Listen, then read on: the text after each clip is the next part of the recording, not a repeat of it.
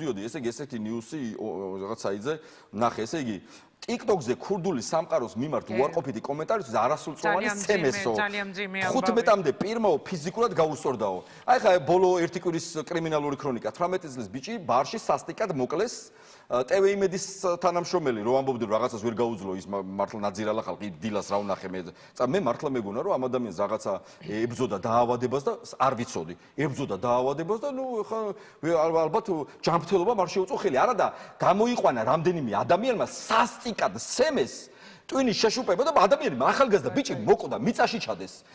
ეს მესამე ვაგზალზე შუახნის ადამიანს ყელი გამოჭრეს დღისით ბზისით აგერ ნოდარ მელაძეს ქონდა სიუჟეტი გედედეს ორი თანამშრომელი სავარაუდოდ მონაწილეობდა 26 წლის ბიჭის ცემით კვლელობაში ცემამდე აგერ დღეს იყო სპორტსმენი ბიჭი კიდე